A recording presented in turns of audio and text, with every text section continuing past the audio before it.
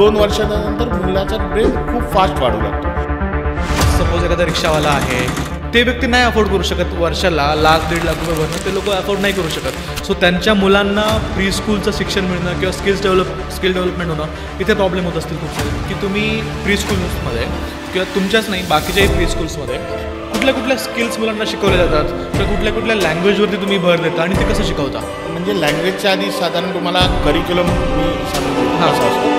Curriculum म्हणजे आता कसं असतो, आधी आपल्या जे 1ली ते 10वी असतं यांना आपण स्कूल म्हणतो, त्याच्यानंतर युनिव्हर्सिटी असते आणि त्याच्या आधीचं जे असतं ते प्री स्कूल. प्री स्कूलमध्ये लँग्वेज आम्ही प्रत्येक मुलाची लँग्वेज डेव्हलप करतो. तर जे आम्ही पूर्वी शिकवायचो ते पूर्ण इंग्लिशमध्ये होतं.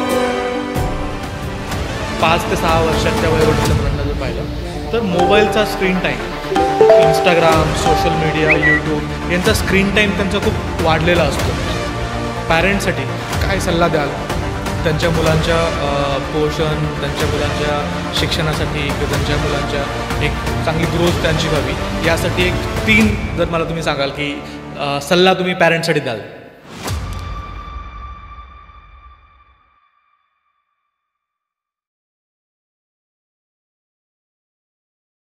नमस्कार मंडळी.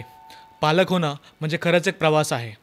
सुख, दुःख, आनंद, प्रेम आणि या सगळ्यांसोबत खूप साऱ्या समस्या आणि पालकांना पडणारे प्रश्न. बदलत्या जीवनशैलीमुळे आई वडील दोघंही कामावरती जात असतात आणि या वेळामध्ये मुलांचं आरोग्य, पोषण, आहार आणि शिक्षण यांच्याकडे त्यांचं दुर्लक्ष होतं.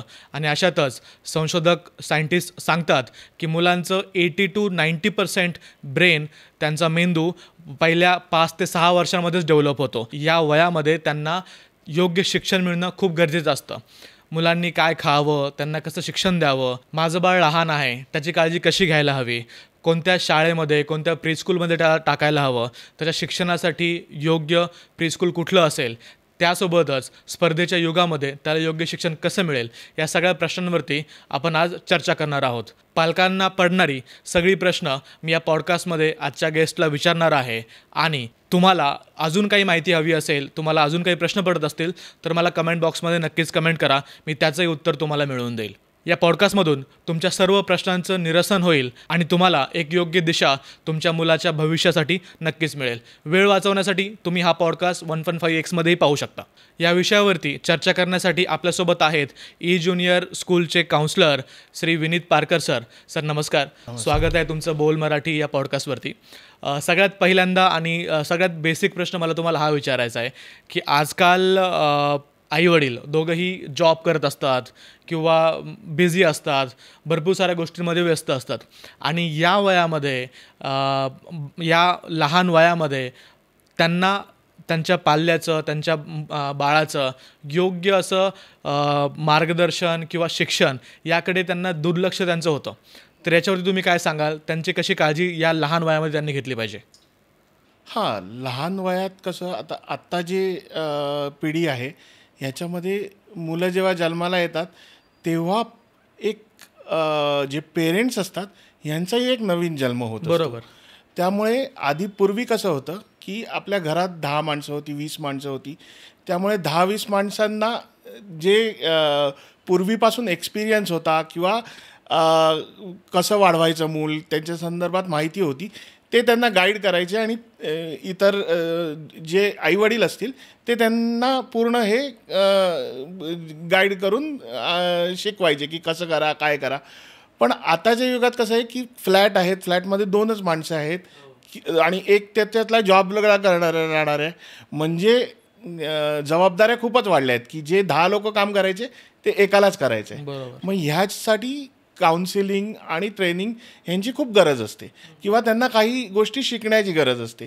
जरी तुम्ही म्हणाल की काका किंवा मामा असाल तुम्ही, तरी तुम्ही त्यांचं इतर तुमच्या भाच्यांचं किंवा यांचं बालपण बघितलेलं असतं, त्यांनी तुम्हाला थोडंफार माहीत असतं.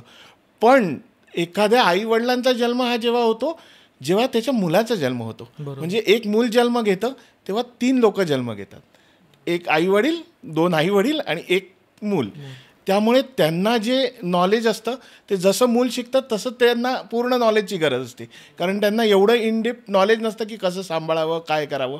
तर एकदम लहान असताना हे नॉलेज सगळं तुम्हाला गाईड डॉक्टर करतात किंवा जे काउन्सिलर असतात ते करतात की कसं करावं, किंवा लहान मुलांना सांभाळायला सुरुवातीला कोणी मॅनेज केलेलं असतं तुम्ही.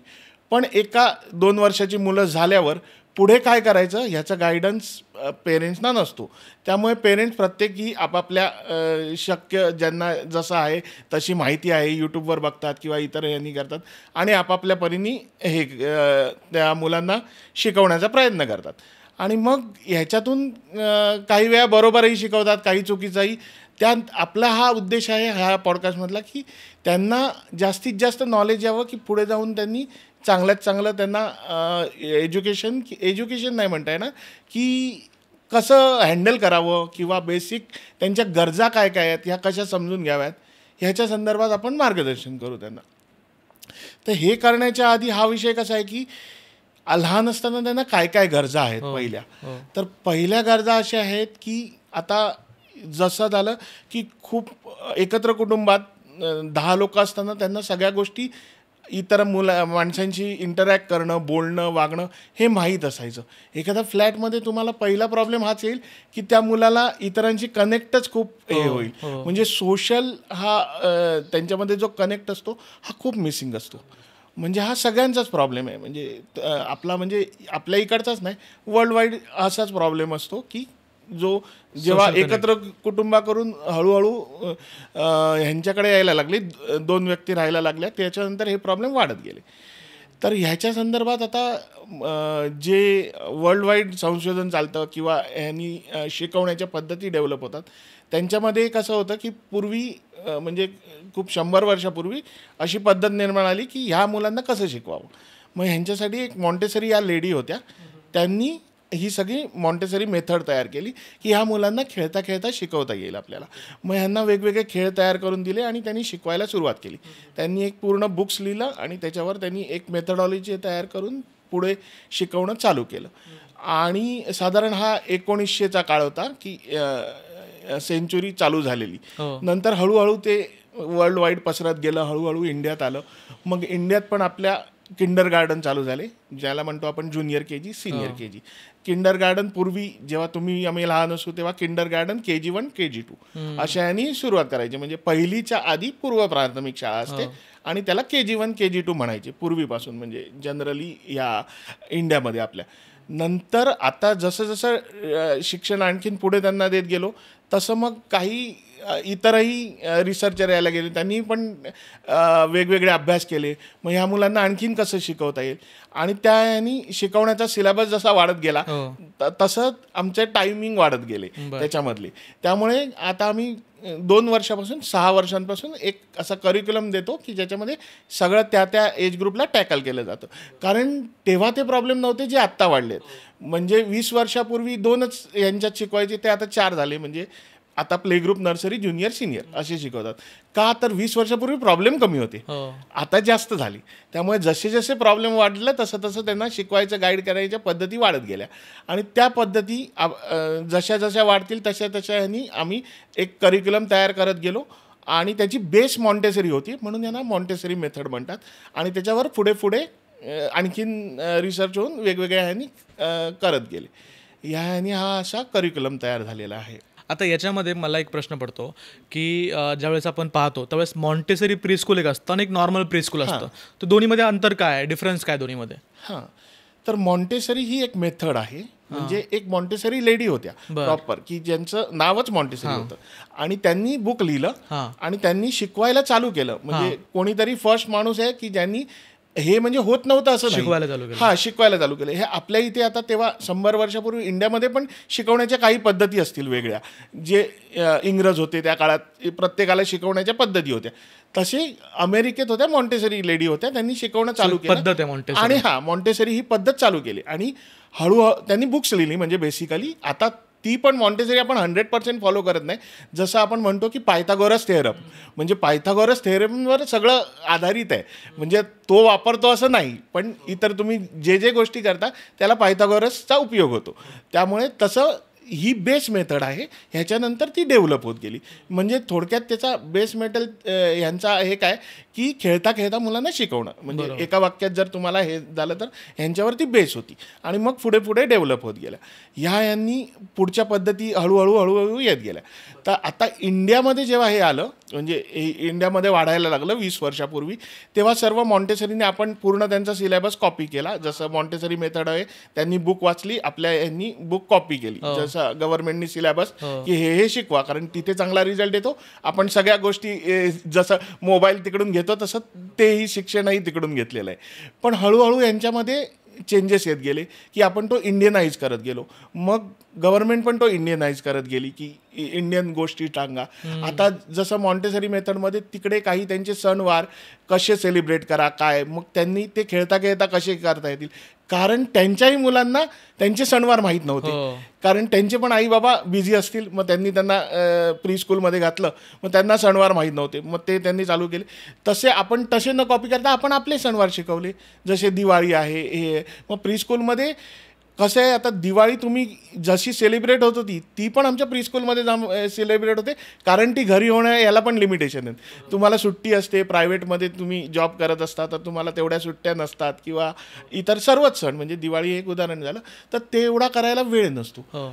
तर हे सर्व आम्ही त्या एज ग्रुपला ते हे करून घेतो. म्हणजे कसं एक म्हणजे सोशलाइज कसं व्हावं मुलांनी ह्याच्या संदर्भात पण आमच्या एक दृष्टिकोन असतो की किती पत सोशल झालं पाहिजे, कोणाला काय प्रॉब्लेम येतील ते कसे सॉल्व्ह करता येतील, ह्याच्यावर ह्या करिक्युलममध्ये बघितलं जातं की.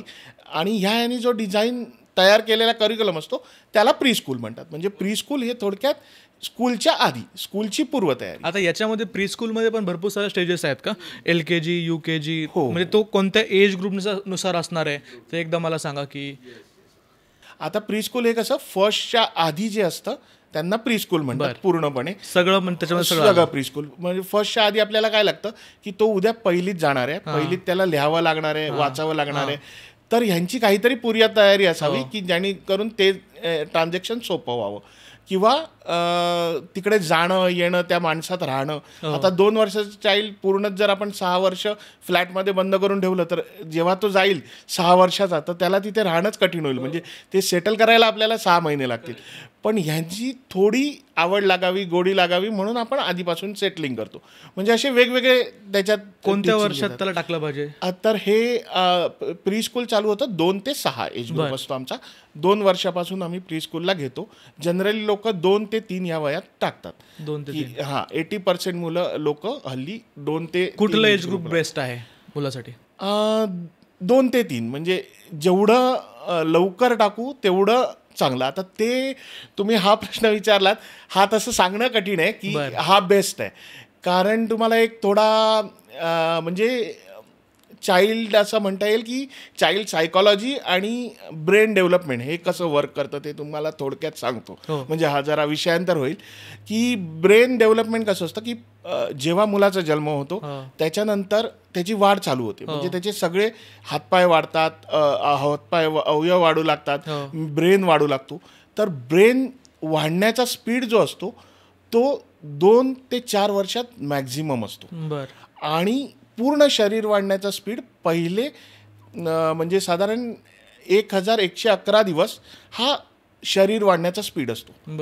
मग आता ह्याच्यात असं हे येतो की वाढण्याच्या स्पीड आणि तेव्हाच का शिकवायचं, आपण नंतर शिकवू शकलो तर.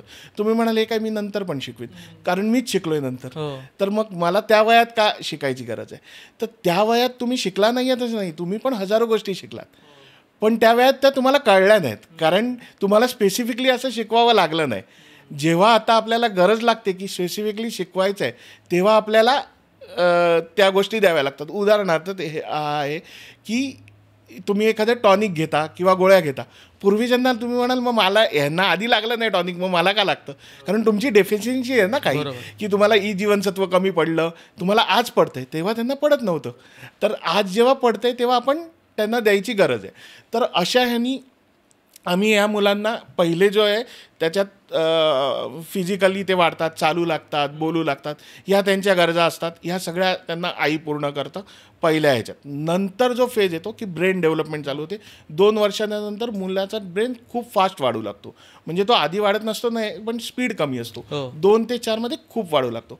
आता हा स्पीड मी सारखा का म्हणतोय, कारण स्पीड असा असतो की ज्या वेळेला वाढतो त्यावेळेला तुम्ही त्यांची एक्सरसाइज केली तर त्यांना फायदा होतो. उदाहरणार्थ तुम्ही आता समजा तुमचं एज आहे 30 वय, तर 30 वयाच्या मुलांनी आणि 18 वर्षाच्या मुलांनी जर जिमला सेम खायला दिलं, जिमला सेम वेळ गेला, तर बॉडी कोणाची वाढणार? ऑफकोर्स 18 वर्षाच्या मुलाची. कारण त्याचं ते एज आहे की त्यावेळेला स्नायू वाढत असतात, त्याची हे वाढत असते. ह्याचे ग्रोथ आणि त्याची ग्रोथमध्ये फरक आहे. कारण ते एज परफेक्ट आहे, त्याच्यावर त्यांची स्नायूची ग्रोथ होत असते. तशी ब्रेनची ग्रोथ ही 2 ते 4 या एज ग्रुपमध्ये होत असते. मग त्यावेळेला जर आपण जास्ती व्यायाम केला तर जास्ती ब्रेन वाढेल. म्हणजे हा बेसिक कन्सेप्ट आहे. म्हणजे 2 ते 4 हा एज ग्रुप झाला की ज्या वेळेला खूप वाढत असतं. म्हणजे पुढे जाऊन वाढत नाही असं नाही, तर वाढतोच, पण ह्या येथे बेस्ट टाईम 2 ते 4. 2 ते 4 झाला. आमचं प्री स्कूल असतं 2 ते 6. 2 ते 4 हा त्याचा एज ग्रुप झाला ब्रेन डेव्हलपमेंटचा. आता ह्या ब्रेनमध्ये काय होत असतात की ब्रेन जेव्हा वाढतो तेव्हा ब्रेनमध्ये वेगवेगळे कनेक्शन तयार होत असतात. म्हणजे ब्रेनमध्ये जसे समजा तुम्ही एखादे हायवे आहेत की जे हायवे तयार होत आहेत आणि त्याच्यावरून गाड्या जात आहेत फास्ट, तर त्या गाड्यांचा स्पीड खूप असतो. जेवढे जास्त हायवेज आणि हे कनेक्शन होईल तेवढी जास्ती सिटी. आता एखादी सिटी कशी असते की जसे हायवे होत जातील तशी ती वाढत जाईल. तर जेवढे कनेक्शन तुमचे वाढत जातील तेवढे त्यांना आणखीन हे करायला चान्स मिळत जाईल की एक्सपांड व्हायला. तर जेवढं तुम्ही त्यांना नॉलेज द्याल तेवढं ते ॲब्झॉर्ब करू शकतात. तर तुम्ही जर कमीच दिलं तर ते कमीच वाढणार आहेत, आणि जर जास्ती दिलं तर जास्ती वाढणार आहेत. त्यामुळे कमी दिलं तरी त्यांना कळत नाही की आपण हे जास्ती दिलं तर वाढू शकतो. ते त्याच्यातही सॅटिस्फाय असतात किंवा जास्ती ह्याच्यातही सॅटिस्फाय असतात. तर जेवढं जास्ती देऊ त्याची एक्स्ट्रीम लेवल खूप असते. म्हणजे एक्स्ट्रीम लेवलपर्यंत तुम्ही गेलात तर खूप साऱ्या गोष्टी होऊ शकतात. म्हणजे उदाहरणार्थ यायचं झालं तर आमच्याकडे जेव्हा फर्स्ट टाईम येतात तर आम्ही सांगतो तुम्ही 1 महिना जेव्हा प्री स्कूल कराल तेव्हा तुम्हाला लगेच फरक दिसेल. म्हणजे तुम्हाला असं कळेल की बापरे 1 महिना त्याला एवढं यायला लागलं.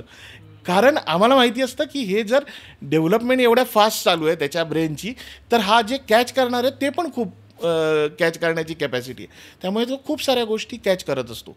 आणि 2 म्हणजे आम्ही डिफरन्शिएट करू शकतो की आधी 1 महिना त्यांनी न केलेलं आणि 1 महिन्यानंतर केलेलं, हे पेरेंट डिफरन्शिएट करू शकतात. एवढा चेंज नॉर्मली येतो. म्हणजे 2 ते 4 वर्षात तुम्ही कधीही प्रीस्कूलला टाका, त्या पहिल्या महिन्यात त्यांना फरक दिसणारच की खूप ड्रास्टिक चेंज होतात. कारण ते एक नव्या सिस्टीममध्ये जातात आणि नवीन काही चालू करतात. तर ह्या शिकवण्याची जी हे पद्धत आहे ही कसं करतो की एवढ्यांना मग शिकवणार कसं, तर आम्ही प्ले वे मेथड, जी बेसिक मेथड आहे आपली, की खेळता खेळता काही गोष्टी शिकवा. मग आम्ही जेवढे जास्ती खेळ तयार करू तेवढे जास्ती त्यांना शिकवणं सोपं होईल. बरं.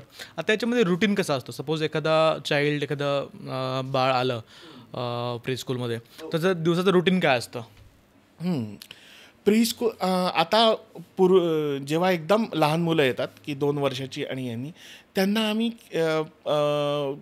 सुरुवातीला तर ते रडतातच. म्हणजे सेटलिंग हा एक त्यांचा टाईम असतो की आम्ही किती टाइम सेटल व्हायला? साधारण 1 आठवड्यापासून 1 महिन्यापर्यंत वेळ लागतो सेटलिंग. म्हणजे सेटलिंग कसं की हे 2 वर्ष त्यांनी पूर्ण आपल्या आईच्या ह्याच्यात असतात. म्हणजे त्यांना असं म्हणता येईल की आई, वडील आणि फार फार तर 4-5 लोक यांच्याशिवाय त्यांना कोणी माहीत नसतं. ते चेहरे पण आयडेंटिफाय करत नसतात. नवीन माणूस आला तर त्यांना ओळखता येत नसतं, किंवा हे खूपच फिरण्याची सवय असेल तर त्या बाळाला माहिती असतात की ओळखतात. पण बहुतेक मुलं ओळखत नाहीत की नवीन माणसाकडे गेल्यावर ते रडणार. तर हा असतो की एका नवीन ॲटमॉस्फिअरमध्ये आपण कोणाही व्यक्तीला, म्हणजे तुम्ही जरी एका नवीन ऑफिसमध्ये गेलात किंवा नवीन जागी गेलात तर तुम्हालाही थोडंसं घाबरल्यासारखं होईल की नवीन जागी कसं वागायचं, कसं बोलायचं. तर ऑफकोर्स ते 2 वर्षाचे आहेत, त्यांना तेवढा हे येणारच. तर ह्याच्यातून त्यांना असं वाटावं की हे आपलं रुटीनच आहे, हे आपलं घर आहे, किंवा ओळखायला लागायला जो वेळ लागतो तो प्रत्येक चाइल्ड घेतो. तो 1 आठवड्याचा असू शकतो किंवा 1 महिन्याचा असू शकतो. हे त्यांना जितक्या लवकर कळेल की हे आपल्या आई वडिलांसारखेच हे आपली काळजी घेत आहेत, हे आपल्याकडे बघतायत, तेवढ्या लवकर ते सेटल होतात. आणि मग जसे ते आईवडिलांकडे राहू शकतात तसे ते स्कूललाही राहू शकतात.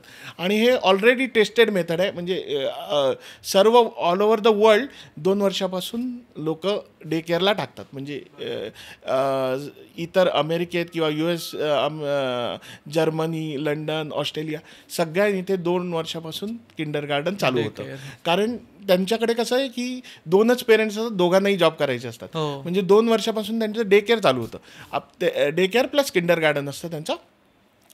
किंडरगार्टनमध्ये ते काही जो शिकवायचा पार्ट असतील तो करतील आणि नंतर डे केअर म्हणजे ते पूर्ण वेळ तिथे राहतात. मग जेव्हा ऑफिसमधून आणतील तेव्हा घरी आणतात. नॉर्मली हीच स्टेज सर्व ऑल ओव्हर द वर्ल्ड असतात.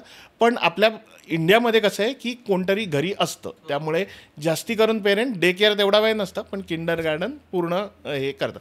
हल्ली पेरेंट्स 2 ते 3 मध्ये 85% पेरेंट तरी टाकतातच की 2 ते 4 एजपर्यंत टाकतात लोक पूर्ण. बरं ठीक आहे. आता मला एक सांगा की कोणत्या पॅरेंट्सनं त्यांचं चाइल्ड, त्यांचं बाल जे आहे ते प्रीस्कूलमध्ये टाकावं आणि कोणाला टाकायची आवश्यकता नाही, असं काही आहे का की माझ्या घरामध्ये सगळे लोक अवेलेबल आहेत आणि मी प्रीस्कूलला नाही टाकलं तरी चालेल, डायरेक्ट फर्स्टमध्ये जाता येतं? हां बरोबर.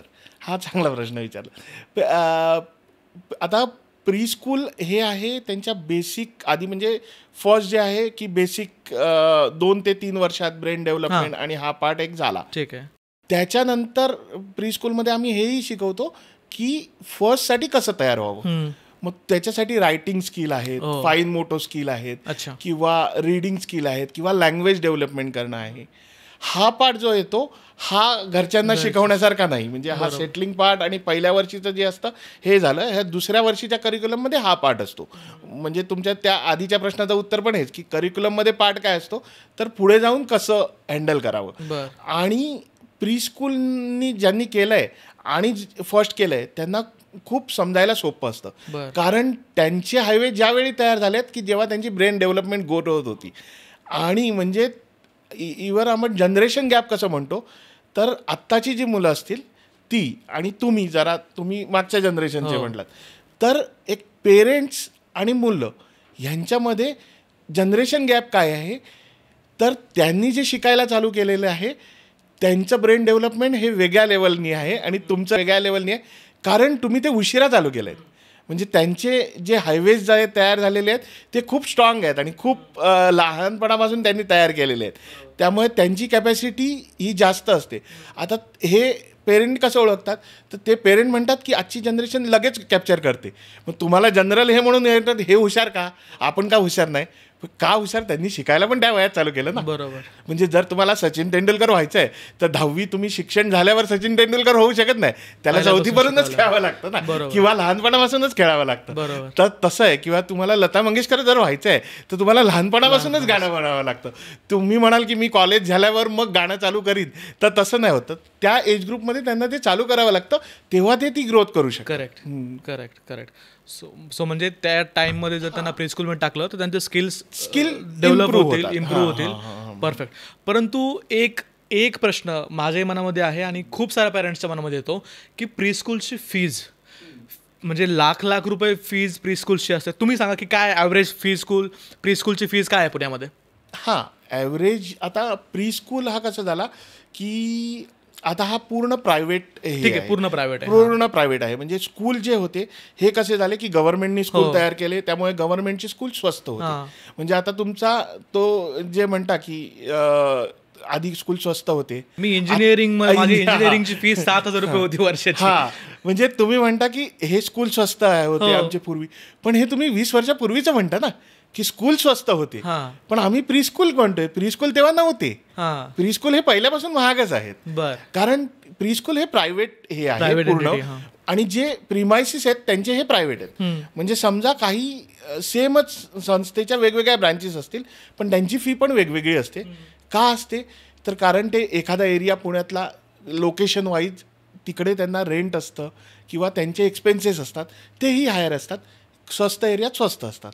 आणि म्हणजे मी असं त्याचं हे नाही करत की 1,00,000 फी म्हणजे बरोबर आहे असं त्याचं प्रेडिक्शन आहे. पण की एरिया वाईज थोडासा रेट बदलू शकतो, की कमी जास्त असू शकतो, कारण त्यांना रेंट आणि इतर चार्जेस पण हे असतात की बसवणं म्हणजे प्रत्येक त्यांना स्पेससाठी तेवढा फॅसिलिटीसाठी चार्जेस बेअर करावे लागतात, कारण प्रायव्हेट आहे, त्यांना रेंट आणि एक्सपेन्सेस प्रत्येक गोष्टी त्यांना हे करावे लागतात. बट त्याच्यामध्ये एक प्रॉब्लेम हा नाही वाटत का की ज्यांच्याकडे ज्या पॅरेंट्सकडे पैसा आहे ते टाकू शकतील, बट आज सपोज एखादा रिक्षावाला आहे किंवा एखाद्याचं हातावरचं पोट आहे, ते व्यक्ती नाही अफोर्ड करू शकत वर्षाला 1,00,000-1,50,000 रुपये भरणं, ते लोक अफोर्ड नाही करू शकत. सो त्यांच्या मुलांना प्री स्कूलचं शिक्षण मिळणं किंवा स्किल डेव्हलपमेंट होणं इथे प्रॉब्लेम होत असतील खूप सारे.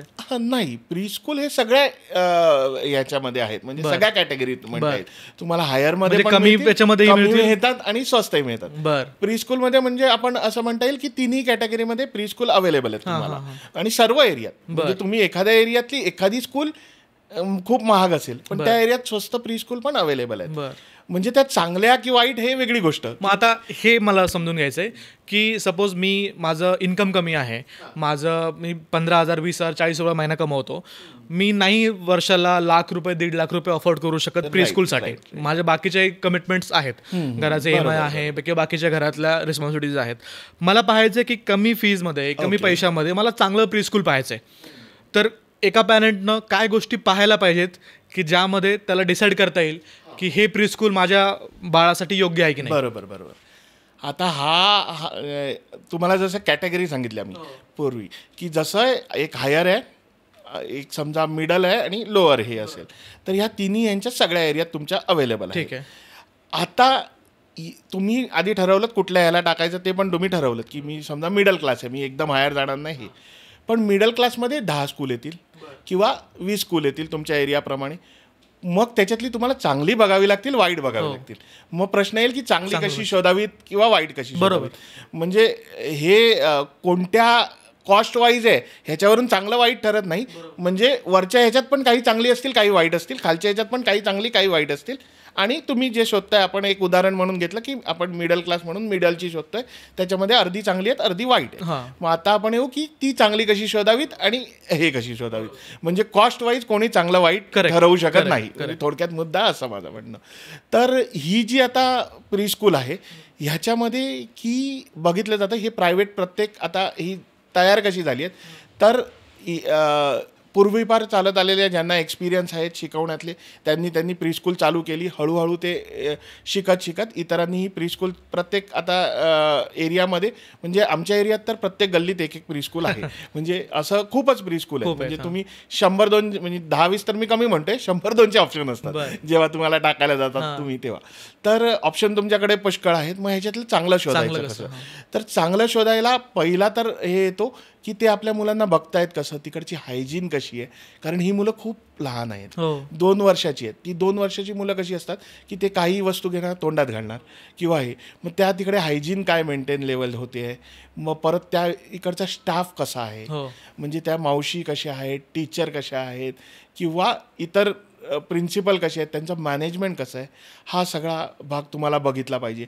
आता तो तुम्ही कसा बघायचा हे आपण नंतर हे घेऊ. म्हणजे मी काय काय बघायच्या गोष्टी पाहिजेत ते सांगतो साधारण. नंतर तिकडे शिकवलं जातं आहे हे कसं आहे, म्हणजे त्यांचा कंटेंट आहे की नाही ह्याचे तुम्हाला बघावं लागेल. किंवा तुम्हाला की ते खरोखरच जी मेथड म्हणतायत ते फॉलो करतायत की नाही, किंवा गव्हर्नमेंटने काय करिक्युलम दिला आहे तो ते फॉलो करतायत की नाही ते बघावं लागेल. अशा काही 4-5 गोष्टी बघितल्यात की तुम्ही त्याच्यातले बेस्ट चॉईस करू शकता. प्लस ह्याच्यामध्ये येतं की तुम्हाला जवळ कोणतं आहे. म्हणजे खूप चांगलं प्रीस्कूल असेल पण ते जरा लांब असेल आणि ह्यांना तुमच्या घराच्या खालीच एक असेल तर जास्त करून पेरेंट घराच्या खालच्याच बघतात, कारण ते जवळ आहे. ते कन्व्हिनियन्स पण हा पार्ट येतो की प्रीस्कूलच्या ह्याच्यात, की जेव्हा 2 वर्षाचे असतात. जसं जसं मोठा होत जातं तेव्हा तुमचं डिस्टन्स वाढत जातो. म्हणजे जे फर्स्टला मुलं जातात ती 10 किलोमीटर लांबच्या स्कूलमध्ये पण जातात, पण प्रीस्कूल हे सहसा घराजवळ 1 किलोमीटर 2 किलोमीटरच्या आतलं चॉईस करावं. हे बेसिक हे की 1 किलोमीटर मॅक्झिमम 2 किलोमीटर या रेंजमध्ये तुम्ही प्रीस्कूल बघू शकता. आता आला पार्ट हे तुम्ही बघणार कसं, तर जास्ती हे असतं की प्रीस्कूल चांगलं याचं माउथ पब्लिसिटी. जसं हल्ली तुम्ही गुगलवर रिव्ह्यू बघता किंवा हे बघता तर प्रत्येक प्रीस्कूलच्या तुम्ही रिव्ह्यू बघितल्यावर तुम्हाला कळेलच की कोणी किती चांगलं आहे आणि काय आहे. हे गुगलवर तुम्ही सर्च करता किंवा याने जाता. आणि माउथ पब्लिसिटी काय असतं की शेजारच्या पाजारच्यांनी कुठल्या आपल्या टाकलं आहे ते लोक एकमेकांना सांगत असतात. त्यामुळे त्या त्या एरियातली ते स्कूल पेरेंटना माहितीच असतात की ही चांगलं स्कूल आहे किंवा हे चांगलं आहे. मग त्याच्यानंतर येतात तुम्ही जेव्हा तिथे जाता तेव्हा तुम्ही बघता की मावशी कशा आहेत, टीचरचं बोलणं काय आहे. आता आम्ही ज्या प्रीस्कूलला गाईडलाईन देतो त्याच्यामध्ये आम्ही असं सांगतो की प्रत्येकाने आपल्या सगळ्या स्टाफचे फोटो साईटवर अवेलेबल आहेत. म्हणजे आमची जी सगळी प्रीस्कूल आहेत त्यांच्यामध्ये कसं आहे की सगळ्या स्टाफचा फोटो साईटवर अवेलेबल आहे. त्यांची माहिती उपलब्ध आहे की कोण स्टाफ आहे, काय करत आहे. मग ह्याच्यात आता असं तुम्हाला थोडक्यात सांगता येईल की चांगली प्रीस्कूल कशी असतात आणि वाईट हे कळल्यावर तुम्हाला काय बघायचं हे कळेल. म्हणजे चांगली वाईट यांनी काय करतात की कोणी स्टाफ भरा, कसंही हे करा, ज्यांना पूर्ण नॉलेज नाही आणि कशी चालवा. कारण त्यांना एक कमर्शियल प्रत्येक वेळेस चांगले वाईट लोक असतातच. त्यामुळे काही वाईट लोक असे पण ठेवतात की त्यांना कसंही करून चालवायचं आहे की फी जसं जास्ती फी मिळते म्हणून त्यांनाही हे होतं की हा पण आपण ॲज अ बिझनेस करू आणि ह्यानी ते त्याच्याकडे अट्रॅक्ट होतात. ते पण काही स्टाफ हायर करतात, त्यांना जे नॉलेज असेल बेसिक त्याच्यावर ते जे जे कॉपी करता येईल ते करून चालू ठेवतात. ह्याच्यामध्ये ते एकदम चांगलं तरी घेऊ शकत नाही पण त्यांच्यामध्ये तुम्ही आयडेंटिफाय पण नाही करू शकत की हे वाईटच आहे. तर त्याच्यात ओळखायचं कसं, तर त्यांना तेच जे काय असतील ते लपवायचा प्रयत्न करतील. आम्ही असं सांगतो आम्ही ओपनली जे काय आहे ते तुम्ही ओपनली हे करा. म्हणजे आमच्या मावशी कधी आहेत तर आम्ही ज्या प्रीस्कूलमध्ये हे केलं आहे त्यामधल्या मावशीही इतक्या चांगल्या आहेत की तुम्हाला एकदा भेटल्यावर बोलल्यावर लगेच कळेल. आणि त्यांची अवेलेबिलिटी आहे की त्या अवेलेबल आहेत की बोलायला भेटायला की आम्ही टीचरांची भेटवून देतो, मावशींची भेटवून देतो. आम्हाला काहीच प्रॉब्लेम नाही. ज्यांना लपवायचं ते भेटवूनच देणार नाहीत. प्रीस्कूल कसं आहे तुम्ही म्हणजे ते तुम्हाला म्हणतील की फी आधीच भरा, पूर्णच भरा. आम्ही सांगतो आमच्याकडे डेमो क्लासला घ्या, पूर्ण 1 महिना डेमो करा, नंतर हे करा. म्हणजे चांगलं प्रीस्कूल हे असतं की जे आधी तुम्हाला एक्सपिरियन्स देतील की काय करू शकतो. आणि मग आमच्या इथे आमची जी प्रीस्कूल आहेत आम्ही तर 1 महिना पहिला सांगतो की डेमोला पाठवा. 1 महिन्याला डेमो घेतला की आम्ही त्यांना विचारतच नाही. मग ते पाठी लागतात की आमच्या मुलाला घ्या, खूपच चांगलं आहे. म्हणजे आम्हाला मार्केटिंग करण्याची गरज नाही लागत किंवा प्रॉडक्ट सेल करण्याची गरज नाही लागत. मग जे विकणारे आहेत ते म्हणतील आत्ता फी द्या, नंतर फी द्या. मग तुम्ही ह्या लोकांचं बोलताय की जे असे फी मागतायत. आम्ही फी मागतच नाही आहे. आम्ही म्हणतो की फी मागूच नका, द्यायची तर द्या. म्हणजे आत्ता जी आमची एक्झिस्टिंग चालत आहेत, ज्यांची आमची कन्सल्टन्सी चालू आहे त्यांच्या इथे जवळजवळ सर्व बॅच फुल आहेत आणि पेरेंट लाईन लावतात की माझा नंबर आहे की तुझा नंबर आहे. म्हणजे अशा बॅच आम्हाला बंद कराव्या लागतात की ही बॅच बंद आहे, त्याच्यात ॲडमिशन नाही आहे की 10च ॲडमिशन आहेत 20च ॲडमिशन आहेत, बंद झाली. मग पेरेंटची घाई असते की कोण भरू. म्हणजे हा फीजचा तिथे तेवढा प्रश्न येत नाही. ती कम्पॅरेटिव्हली त्या एरियाच्या मनाने ती बरोबर असते. म्हणजे आम्ही खूप जास्त पण नाही चार्ज करत की आम्ही असं नाही म्हणत आहे की खूप स्वस्त देतो आहे आम्ही, खूपच लाईन लागली आहे, स्वस्तमुळे लाईन लागली. तर आम्ही म्हणतो क्वालिटी, की क्वालिटी जी आहे त्याच्यामुळे लोकांनी लाईन लावावी, स्वस्तनी नाही. स्वस्तनी लाईन लागू शकते. अशी काही स्कीम्स खूप स्वस्त मिळते. मग तुम्ही जसं म्हणाल की जनरली पेरेंट्सचा हे काय असतो की जे हे असतात की स्वस्त कुठे मिळते, त्यांना असं वाटतं आपण भाजी विकत घेत आहे तसं की ह्याच्याकडे नाही स्वस्त तर ह्याच्याकडे टोमॅटो आहे तर स्वस्त असतील ते घ्यावे. त्यामुळे तुम्ही चॉईस 50% तरी पेरेंट्स असेच करतात की स्वस्त कोणतं मिळतं आहे आणि म्हणून त्यांचे डिसिजन चुकतात. तर आम्ही असं म्हणतो की थोडं आधी म्हणजे तुम्ही नंतर लक्ष देण्यापेक्षा आधी लक्ष द्या की प्रीस्कूल शोधावं कसं तुम्ही आणि हे कसं करावं. थोडं रिसर्च करावा, रिसर्च करून पाहावं. तुम्ही ज्या पॉईंट सांगितले 4 तुम्ही इम्पॉर्टंट पॉईंट सांगितले की सगळ्यात पहिल्यांदा लोकेशन पाहावं किती लांब आहे ते, हायजीन पाहावा, त्यानंतर तिथल्या जे स्टाफ आहे त्या स्टाफचा कम्युनिकेशन कसं आहे, कशाप्रकारे काळजी घेतात त्या पाहावं आणि करिक्युलम फॉलो करावं. तर पॅरेंट्सला देखील याचा खूप फायदा होईल की या 4 गोष्टी जर पाहिल्या तर त्यांना नक्कीच एक चांगलं प्रीस्कूल शोधता येईल. करेक्ट? ओके. आता माझा पुढचा प्रश्न असा आहे की तुम्ही प्रीस्कूल्समध्ये किंवा तुमच्याच नाही बाकीच्याही प्रीस्कूल्समध्ये कुठल्या कुठल्या स्किल्स मुलांना शिकवले जातात किंवा कुठल्या कुठल्या लँग्वेजवरती तुम्ही भर देता आणि ते कसं शिकवता? ओके. लँग्वेज म्हणजे लँग्वेजच्या आधी साधारण तुम्हाला करिक्युलम मी सांगून घेतो कसा असतो. करिक्युलम म्हणजे आता कसं असतो, आधी आपलं जे 1ली ते 10वी असतं यांना आपण स्कूल म्हणतो, त्याच्यानंतर युनिव्हर्सिटी असते आणि त्याच्या आधीचं जे असतं ते प्रीस्कूल. प्रीस्कूलमध्ये लँग्वेज आम्ही प्रत्येक मुलाची लँग्वेज डेव्हलप करतो. तर जे आम्ही पूर्वी शिकवायचो ते पूर्ण इंग्लिशमध्ये होतं. म्हणजे पूर्वी फार जे आम्ही 15 वर्षापूर्वी आमची प्री स्कूल जे शिकवायची ते पूर्ण इंग्लिश. कारण कसं होतं की इंग्लिश मिडियम होते, सगळ्यांना इंग्लिश मिडियमचं अट्रॅक्शन होतं, सगळे इंग्लिश मिडियममध्ये टाकत होते त्यावेळेला. कॉन्व्हेंट स्कूल होत्या पूर्वी फार, आणि इंग्लिश मिडियम सुपिरियर जरा त्यांना वाटायचं की इंग्लिश येतं म्हणजे सुपिरियर, म्हणून पेरेंट्सचा ओढा इंग्लिश मिडियमकडे होता. त्यामुळे प्री स्कूल जी आहेत हे इंग्लिश कसं चांगलं होईल याच्यावर भर देण्याकडे अट्रॅक्ट झाली आणि त्यांनी इंग्लिश चालू केलं. म्हणजे आम्ही पण जे 15 वर्षापूर्वी शिकवायचो पूर्ण इंग्लिश मिडियम होतं 100%. म्हणजे त्यांना काही हे आम्ही शिकवत नव्हतो. जरी आम्ही सोशल इकडचं शिकवत होतो की डेज कसे आहेत हे आहेत, पण मीडियम इंग्लिश होतं. मग काय झालं की खूप जेव्हा हे पुढे पुढे हे होत गेलं तेव्हा आम्हाला असं कळलं की इतरही लँग्वेज किंवा गव्हर्नमेंटने पण चालू केलं. त्याच्यानंतर इतर आम्हाला लँग्वेज यायला लागल्या की शिकवायला पाहिजेत. मग आम्ही हिंदी चालू केलं, मग आम्ही मराठी शिकवायला चालू केलं, आणि हळूहळू पुढे पुढे जाऊन जास्तीत जास्त म्हणजे आधी कसं की आता 3 लँग्वेज आहेत, मग 3 लँग्वेज शिकवायचं यांच्यावर बर्डन येतं का? कारण इतर देशांना तर एकच लँग्वेज शिकवावी लागते, कारण त्यांची मदर लँग्वेज ती आणि शिकवायची पण त्यांना तीच, त्यामुळे त्यांना सोपं होतं. आपल्याकडे मग 3 लँग्वेज आल्या, मग ती शिकवणं कितपत कठीण आहे आणि किती सोपं आहे ह्यावर सगळा विषय हे झाला.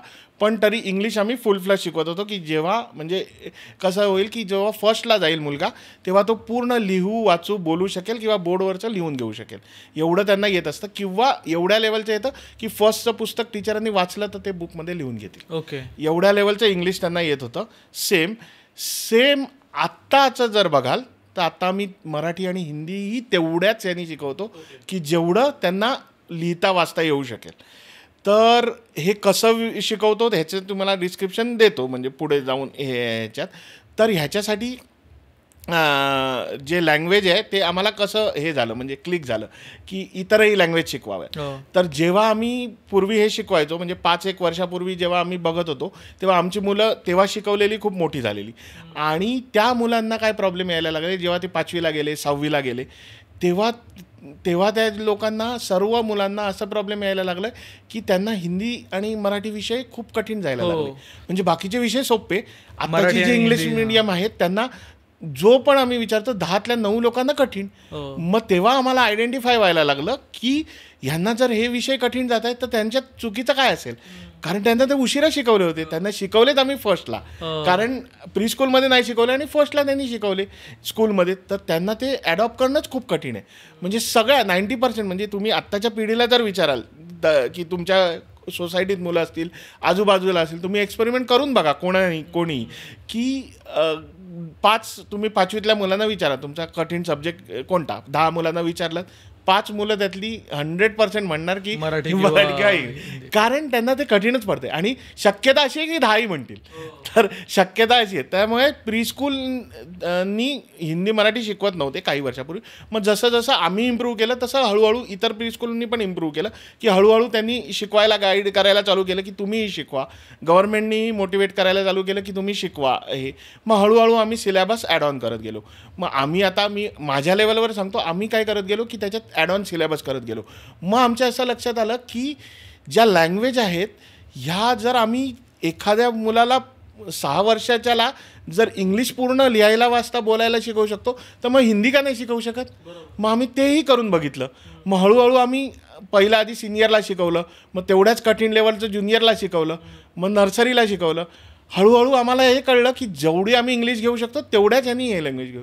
तर आत्ता आम्ही ह्या स्टेजला आहोत की आम्ही हिंदी मराठी इंग्लिश तिन्ही लँग्वेज पूर्ण ह्यांनी मुलांना शिकवतो, जेणेकरून फर्स्टला ज्या लेवलचं त्याला इंग्लिश येते त्याच लेवलचं हिंदी मराठी येते विथ आमच्याकडे यांचे प्रूफ आहेत. म्हणजे हे तुम्ही म्हणाल की कशावरून तुमच्याच मुलांना तुम्ही काही हे कराल की येते, पण जी मुलं आमच्याकडे 3 वर्ष आहेत आमच्याकडे व्हिडिओ आहेत त्यांचे की पूर्ण त्यांना लिहिले, म्हणजे जर फर्स्टचं पुस्तक घेऊन वाचलं तर ते लिहू शकतात.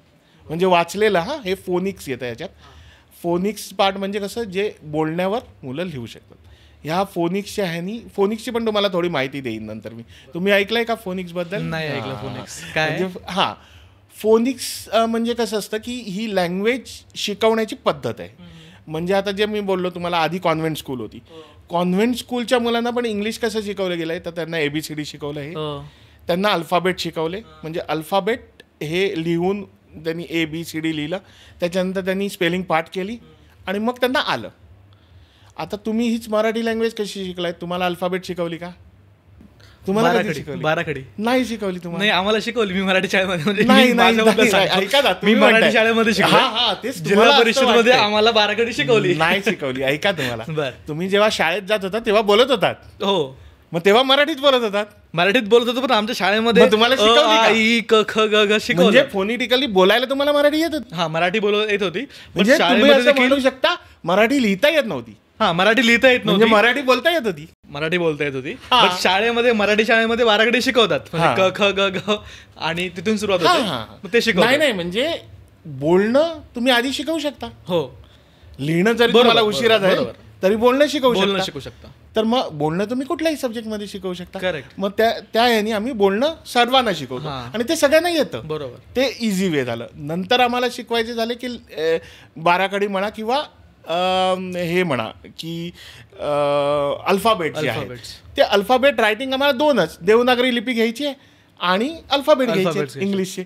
तर आम्ही ह्या 6 वर्षात हे घेऊन पुढे जातो आणि फोनिटिकली त्यांना आम्ही भाषा सगळी शिकवतो. बर, म्हणजे जसं आम्ही मराठी शिकवू शकतो तुम्हाला, हो, तसं आम्ही हिंदीही शिकवू शकतो बरोबर. आणि इंग्लिशही शिकवू शकतो. तर माझी मुलं 6 वर्षाची होईपर्यंत तिन्ही लँग्वेज बोलतात. लिहिण्याचं आम्ही 4 वर्षाचं असताना चालू करतो, 6 वर्षापर्यंत 2 लँग्वेज लिहू शकतात. त्यांना एकदा जर हिंदी लिहिता आली तर मराठी लिहिता येणार नाही असं होत नाही, बरोबर. कारण जर बोलायला शिकवली आहे तर ते लिहू पण शकतात. म्हणजे लिहायला आम्हाला एकच लँग्वेज वापरायची आहे की देवनागरी आम्हाला लिपी वापरायची आहे, त्यामुळे आम्ही एक लिपी शिकवल्यावर आमचं काम होतंय. हो, त्यामुळे हा तेवढा कठीण सब्जेक्ट नाही की शिकवणं खूप कठीण आहे, बरोबर. की एकाचे एकदम 3 होणार आहेत आणि कसं हे करायचं ॲडॉप्ट करायचं. पण हा सिलेबस आत्ता सध्या जर म्हणता येईल तर प्री-स्कूल सर्व फॉलो करत नाहीत. मी आमच्याबद्दल सांगतो आहे, 50% प्री-स्कूल हिंदी पण शिकवतात आणि हे पण शिकवतात. 50% पूर्ण इंग्लिशवर फोकस करतात. आणि आता गव्हर्नमेंट हळूहळू पुढे काही गाईडलाईन देतं, त्याप्रमाणे आम्ही चेंजेस करतो हळूहळू. आता गव्हर्नमेंटने मध्यंतरी सांगितलं की हिंदी जी आहे ती मॅन्डेटरी असणार आहे 1st to 5th मध्ये. तो निर्णय त्यांना मागे घ्यावा लागला. तुमचं काय मत आहे, असायला हवी की नसायला हवी मॅन्डेटरी? हां, तर आता ह्याच्यात कसं होईल, हे आपण जे डिस्कस करतो हे प्री स्कूल संदर्भात आहे आणि हे निर्णय सगळे आहेत हे बोर्डासाठी आहेत जे फर्स्टसाठी, हां. First first to fifth. पासून हे आहे. तर मी आता जर मी मास्टरी माझी कशात आहे तर प्री स्कूलमध्ये आहे, त्यामुळे हा आउट ऑफ द वे प्रश्न झाला. पण मी तुम्हाला सांगतो थोडा याचा आन्सर देण्याचा प्रयत्न करतो की त्या अनुषंगाने की ह्याच्यातला मास्टर असून ते आन्सर कसं कॅटल करावं, तर ते हे. पण आमच्या पद्धतीने जर झालं तर ते तुम्हाला आन्सर सांगितलंच की आम्ही तिन्ही लँग्वेज शिकवल्यामुळे आम्ही तर म्हणतो तिन्ही शिकवा, काहीच प्रॉब्लेम नाही आणि हे ॲडॉप्ट करू शकतात. आणि इवन त्यांच्याकडे आमचे व्हिडिओ आहेत, हो. आमच्या चॅनलवर व्हिडिओ पडले आहेत की अगदी पहिल्या दिवशी मुलाला कसं यायचं, एंड दिवशी कसं यायला लागलं. त्यामुळे ही प्रूव्हन हे आहे की असं नाही की असं तुम्ही म्हणताय तर ते काही मुलांना येत असेल किंवा हुशार मुलांना येत असेल असं नाही.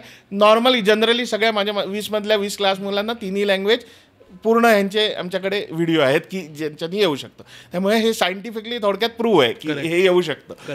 तर हे आता हे झालं प्री स्कूल. प्री स्कूलमध्ये आम्ही तिन्ही शिकवतोय, त्यामुळे गव्हर्नमेंटने सांगितलं तिन्ही शिकवा तरी आम्हाला काही प्रॉब्लेम नाही. तिन्ही येतच आहे आम्हाला आणि आम्ही फोनेटिकली तसं शिकवू शकतो. आता हे झालं की पुढचं कसं असावं, तर पुढे हा आहे की पहिली शिक्षणाची लँग्वेज आपली मराठी असावी. हा मातृभाषा ही असावी. हा म्हणजे मला तरी वाटतं की मातृभाषा ही प्री स्कूलमध्ये पण शिकवावी की प्री स्कूल हेही मातृभाषेत असावं, प्लस त्यांना पुढेही कंपल्सरी असावी की जेणेकरून त्यांना सर्व भाषेत लिहिता यावं. परफेक्ट, ठीक आहे. आता एक माझ्या मनामध्ये एक प्रश्न येतोय की आजकाल जर मुलांना आपण पाहिलं 5वी 6वी 5 ते 6 वर्षाच्या वयोगटातल्या मुलांना जर पाहिलं तर मोबाईलचा screen time, Instagram, social media, YouTube यांचा स्क्रीन टाईम त्यांचा खूप वाढलेला असतो. म्हणजे घरामध्ये आपण पाहतो, मी घरामध्ये पाहतो, आजूबाजूला पाहतो की मुलाला थोडंसं खेळवायचं असेल, रडतोय, हातामध्ये फोन दिला तो लगेच शांत बसतो. जेवून देत नाही आहे, काही करू देत नाही काम, 2 मिनटं हातामध्ये फोन दिला तो शांत बसून जातो. तर हे याला कसं टाळावं किंवा याच्यावरती काय सोल्युशन्स आहेत आज? आता तुम्हाला त्याचा हा खूप मोठा विषय आहे, म्हणजे तर शॉर्ट मध्ये सांगा मला की पॅरेंट्सनी काय केलं पाहिजे की जेणेकरून स्क्रीन टाइम कमी होईल. एक तर असं सांगता येईल की पटकन कमी करा एक सूचना, आणि थोडा तुम्हाला त्याचं की एक्झॅक्टली काय आधीपासूनच काळजी घेतली पाहिजे की पुढे असा प्रॉब्लेम येणारच नाही. तर सिम्पली हे की पहिल्यापासूनच मोबाईल इंट्रोड्यूस करू नका. हा बेसिक हे की पहिल्यापासून त्यांना म्हणजे जेव्हा फीडिंग टाईम असेल तुमचा किंवा खायला देत असाल तुम्ही किंवा जेव्हा दिवसभरात तुम्हाला काही हे म्हणजे त्यांना एकट्याने खेळून द्यायचं असेल किंवा काही म्हणजे मोबाईल हा इंट्रोड्यूसच करू नये. हा फर्स्ट म्हणजे हे रिकमेंडेड, सर्वांनी रिकमेंडेड केलेलं हे आहे की मोबाईल रिकमेंडेड करू. आता मिळेल की ज्यांना ऑलरेडी झालंय म्हणजे ते आता खूप ॲडिक्ट झाले की यांना काय तर खूपच ॲडिक्ट आहेत. आत्ता आमच्याकडे कोविडच्या पर्यंत कसं होतं की असं काय आम्ही एवढं त्यांच्यामध्ये आम्हाला डीपली जावं लागायचं नाही की आम्ही सांगायचो की मोबाईल वापरू नका, पेरेंट वापरायचे नाहीत, अवॉइड करायचे, मुलं खूप थोडा वेळ बघायची. पण आत्ता आमच्याकडे ज्या केसेस येत आहेत कोविड नंतर म्हणजे आत्ता जी केसेस येत आहेत त्यांनी काही मुलांच्या मनावर परिणाम होतो आहे, त्यांच्या वागण्यावर परिणाम होतो आहे, त्यांच्या बोलण्यावर परिणाम होतो आहे, एव्हरीथिंग. म्हणजे खूपच वाईट केस येत आहेत. बरोबर. म्हणजे आणि त्या कमी येत नाही आहेत. म्हणजे मला जर असं म्हणाल तर वर्षभरात मी अशा केसेस पाहिलेल्या तर 0 होत्या ज्या कोविडपूर्वी, आणि आत्ता आहेत तर वर्षाला 5 ते 10 खूप जास्त म्हणजे हे येत आहेत. आणि ह्यांच्यावर आमच्याकडे काही सोल्युशन नाही, आम्ही सांगतो डॉक्टरकडे न्या. म्हणजे कारण त्या खूप सिव्हिअर केसेस आहेत की त्यांना जे प्रॉब्लेम होत आहेत ते आम्ही काही सॉल्वच करू शकत नाही. आम्ही काय करू शकतो, प्रिव्हेंट करू शकतो. आम्ही सांगतो देऊच नका पहिली, म्हणजे आम्ही जेव्हा येतो 2 वर्षाचं की अवॉइड करा, कमी करा हळूहळू. मग हळूहळू कमी कसं करायचं तर जेवणाच्या वेळी देऊ नका किंवा अगदी जेवण नसेल तर हे म्हणजे एखादी सवय खूपच लागली आहे तर हळूहळू कमी करायच्या ह्याला लागा. आणि एक वेळ असं येईल की पूर्णच बंद करून टाका. तर आत्ता जरी नाही असेल तरी पुढच्या 6 महिन्यात ते कमी होईल. ह्या यांनी थोडं कमी करा. पण ह्या ज्या आता इश्यू आहे की मोबाईलमुळे काही परिणाम होत आहेत तर खूपच वाईट परिणाम होत आहेत. म्हणजे काही परिणाम होऊ शकतात. म्हणजे आता आम्ही जे हे केलं आहे की मुलांना कळतच नाही आहे, म्हणजे पेरेंट्स काही बोलत आहेत, मुलं वेगळीकडेच बघतायत आणि खूपच वेगळ्या केसेस येत आहेत आत्ता ज्या येत आहेत ना की ह्या वर्षातच मी 4 केसेस आत्ता हँडल केलेले आहेत की 4 केसेस आम्हाला पण कळे ना की यांना काय हँडल कसं करावं. तर त्यांना आम्ही आता गाईडलाईन देऊन पाठवलं की आधी यांची मोबाईलचं हे कमी करा, मग आम्ही स्कूलमध्ये घेऊ शकू. इव्हन आम्ही त्यांना सेटल पण करू शकत नाही आहे कारण त्यांना काय करायचं हे पण कळत नाही आहे की मोबाईल बघण्याशिवाय त्यांना राहताच येत नाही आहे. म्हणजे काही सर्टन खूप जास्त म्हणजे 2-3 तास आमचा जर स्कूलचा टाईम असला तर 3 तास ते मोबाईलशिवाय राहू शकत नाही आहेत. एवढ्या पण एक्स्ट्रीम केसेस हे आलेले आहेत. म्हणजे फर्स्ट टू अवॉइड, म्हणजे फर्स्ट अवॉइड केलंच पाहिजे. म्हणजे पेरेंट्सनी आता ह्याचं कसं असतं की आमचा बेसिक कन्सेप्ट आहे की आता तुम्ही कोणतीही गोष्ट शिकवायला घ्याल पेरेंट्सनी मुलांना तर आम्ही पेरेंटना सांगतो की फर्स्ट तुम्ही अवॉइड करा. जे तुम्हाला मुलांना शिकवायचं आहे ते तुम्ही अवॉइड करा किंवा करा तर ते मुलं करणार पूर्ण.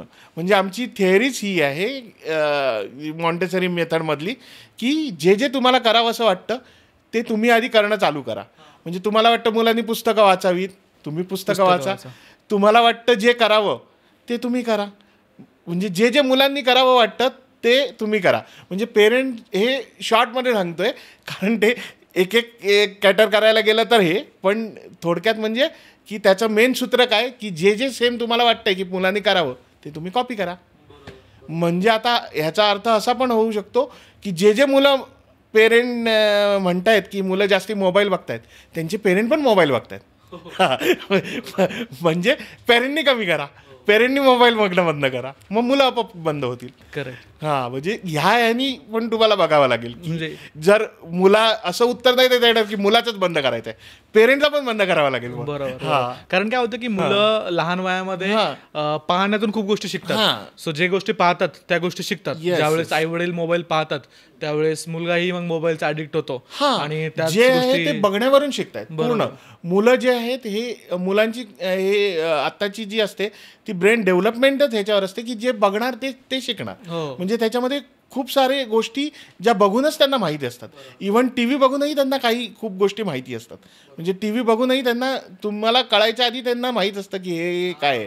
किंवा लहान मुलांचे जे व्हिडिओ बघतात ते त्यांना खूपशा गोष्टी कळतात, शिकतात. त्यामुळे टी व्ही आणि हे मोबाईल ह्या गोष्टीवर पूर्ण कंट्रोल मिनिमम टी व्ही जरी असेल तरी त्याचा एक सर्टन टाईम असला पाहिजे की दिवसभरात अर्धा तास 1 तास एजप्रमाणे तुम्ही हे करू शकता. आता त्याचे त्या एज ग्रुपला किती आहे ते तुम्हाला आता गुगलवर कळेलच, म्हणजे त्याप्रमाणे बघू शकता.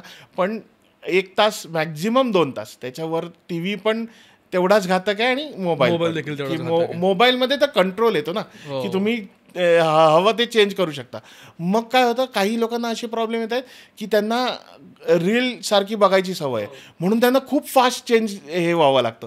त्यांना जर तुम्ही रील लॉक केलेत ना आणि यूट्यूब व्हिडिओ दिलेत तरी त्यांना बघून जमत नाही, त्यांना रीलच बघावे लागतात. म्हणजे मुलांना एवढे पण प्रॉब्लेम येत आहेत. बरोबर. ठीक आहे. सोबत एक मला असा एक प्रश्न आहे की खूप वेळेस मुलगा प्रीस्कूलमध्ये जातो, तिथे काही गोष्टी शिकत असेल, बट त्याच वेळेस घरातलं वातावरण देखील तेवढंच महत्त्वाचं आहे, बरोबर? कारण घरामध्ये चिडचिड असेल, पॅरेंट्समध्ये काही भांडणं होत असतील किंवा वादविवाद होत असतील, तर त्याचा मुलांवरती कसा परिणाम होतो आणि ते कसं रोखलं पाहिजे पॅरेंट्सनं? आता कसं होतं की संस्कार, आता मुलांना पेरेंट्स काय म्हणतात की आम्ही प्रीस्कूलला कशाला टाकतो, तर संस्कार किंवा हे जे आता मिसिंग होतात ते. तर आमचं म्हणणं असतं की संस्कार हा तर गोष्ट नंतर, की संस्कार तुम्ही न करता फक्त तुम्ही घरातलं जरी वातावरण नीट ठेवलं तरी प्रीस्कूलमध्ये आम्ही सर्व शिकवतो. आम्ही तुम्हाला म्हणजे आम्ही आमच्या ह्यानी सांगतो की प्रीस्कूलमधले जेवढा आहे तो करिक्युलम ह्यांच्यासाठी बस आहे की आम्ही त्यांना लाईफ स्किल सर्व शिकवतो. लोकांशी वागायचं कसं, सोशल स्किल, एव्हरीथिंग जे जे लागतं ते आम्ही प्रीस्कूलमध्ये शिकवू शकतो.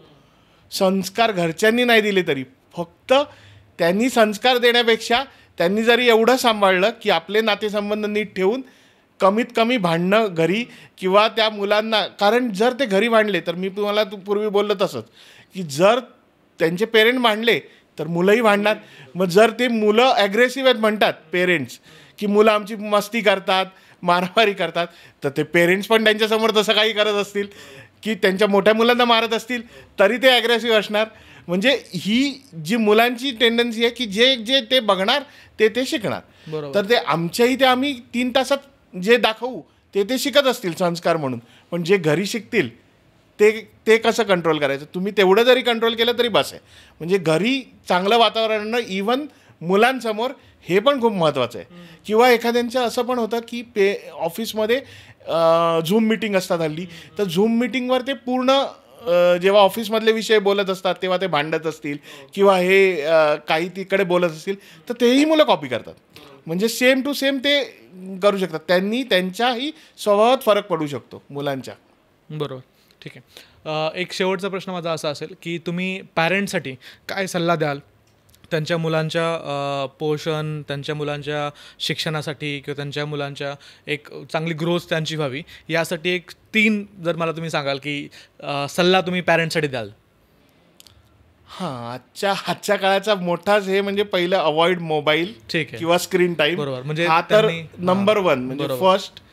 दुसरं म्हणजे घरातलं वातावरण नीट ठेवा आणि कमीत कमी मुलासमोर जे तुम्हाला त्या मुलाकडून करायचं आहे ते आधी अप्लाय करायला सुरुवात करा. तुम्हाला वाटतं ह्यांनी चांगलं बोलावं, तुम्ही चांगलं बोला. तुम्हाला वाटतं ह्यांनी डान्स करावा, तुम्ही ते करा. तुम्हाला वाटतं की ह्यांनी म्युझिक वाजवावं, तुम्ही म्युझिक वाजवा, तो पण म्युझिक वाजेल. तुम्हाला वाटतं ह्यांनी क्रिकेटर व्हावं, तुम्ही कधी क्रिकेट खेळायला गेलात का ग्राउंडमध्ये, तर तो जाणार ना. तर जे तुम्हाला घडवायचं आहे ते करायला चालू करा.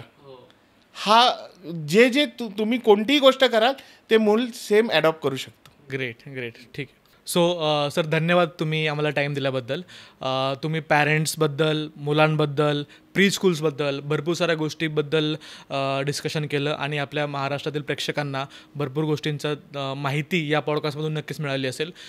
तुम्हालाही माझं विनंती असेल की जर तुम्हाला याच्याबद्दल अजून काही माहिती करून घ्यायची असेल, पॅरेंटिंगबद्दल, प्री स्कूल्सबद्दल किंवा प्री स्कूल काउन्सिलिंगबद्दल काही माहिती अजून हवी असेल तर मी सरांचा नंबर, त्यांची वेबसाईट, त्यांचं इंस्टाग्राम हँडल यूट्यूबच्या डिस्क्रिप्शनमध्ये मेन्शन करेल. तुम्ही तिथून त्यांना कॉन्टॅक्ट करू शकता.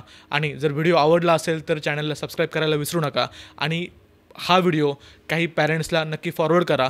तुमचा एक शेअर, तुमचा एक फॉरवर्ड त्या पालकांचं आयुष्य नक्कीच बदलू शकतो. धन्यवाद.